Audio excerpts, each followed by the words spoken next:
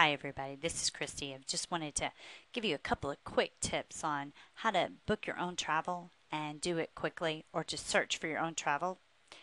And the best way I know is to first of all open up your browser window and take a moment to familiarize yourself with some of the sites that are out there. The first thing I do is I generally will go to cheaptickets.com first, but before I go anywhere, I go to my options and I remove my cookies. And the reason I do that is because sometimes the websites will not give you the best deal if they see that you've come back over and over again. So cheaptickets.com, you'll get what the last cache was and not what is there now. Okay? And let's say I do not know that I want to go from JFK, search the airport, click on that, and I always prefer to do it the code lookup this way rather than click through and have to wait for cheap tickets to search for you. This way is generally faster. Okay, I'm going to say New York JFK and airport over here. I want to go to London. So I'm going to end up having to click on the international code list and then click up to L and scroll down till I find London. And I'm going to go ahead and do all airports. Let's see. I normally like to start searching 6 months, a year to 6 months in advance. And then I generally will buy my tickets about 2 to 3 months out unless I found just a phenomenal deal earlier. Okay, let's search flights. To wait for cheap tickets to go through. Of course, you know there's Expedia.com, Travelocity.com, Priceline.com, airfares.com. There are so many sites to search through, but they generally work in the same way. So I'm just going to show you right now with cheap tickets. Okay, the cheapest flight that I found was one with stops with Aer Lingus, $528. Okay. It's not too bad.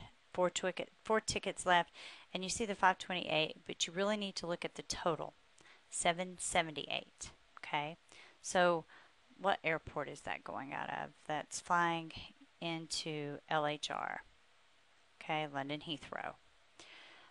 So the next thing that I would do is go to kayak.com and see if any of the other sources have it cheaper. Okay, flights. Okay, I'm going to put in JFK. And I'm going to go ahead and, since we already knew it was London Heathrow, I'm going to go with London Heathrow, October 10th, returning on the 17th. Now, if you can do flexible travel, you are going to have it very easy because you're going to get a good rate. But let's say you're not, let's say you have a job that you can't be as flexible. Click all, compare all, and it's going to open them all up into different windows. And then it's also going to give you a search composite so you can get an idea. Now please don't panic when you first see that. You actually need to wait till this orange bar stops loading, and it will give you what it has as the cheapest at that point.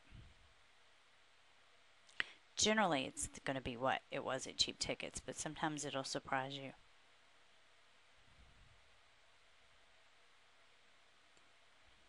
It doesn't look like it's going to be the Aer Lingus flight. It looks like this Finnair flight. So you can look at that. One thing I would caution you is that does arrive at 3:10, and I think the earlier you arrive, the better you deal with jet lag. But that's just my personal opinion. You could choose, what you want to do with that.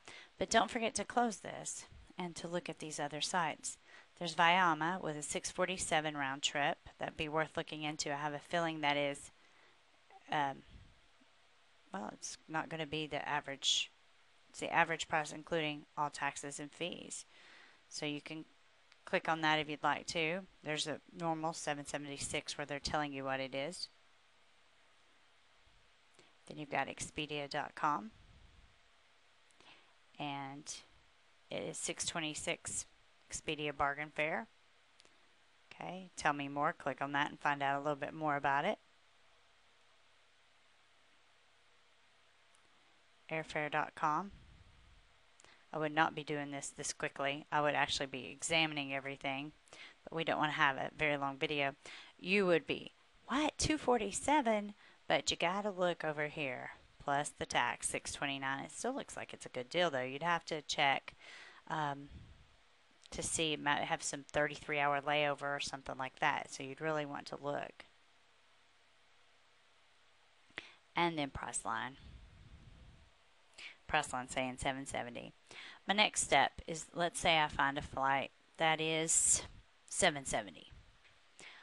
Let's say, and it was the cheapest. Let's just say the $7.70 was the cheapest. I could go to Delta and double check to see if they have a cheaper flight, and that is something I most likely would do. But as you can see, you can check all of these different travel sites, and you could do this in a matter of minutes on your own. And often you can pick the times you get there and find the flight that best suits you rather than having to go through and buy a package tour. This way you're able to pick your own trip and be in charge of your own travel and enjoy your trip more because you know that you put the heart and soul into it. And one last thing, I check these sites daily. I don't generally check kayak.com daily. I usually check cheap tickets, or I pick one Expedia and I check it on a daily basis and go through that way. And that way I can check and see if prices are fluctuating. So enjoy your travels.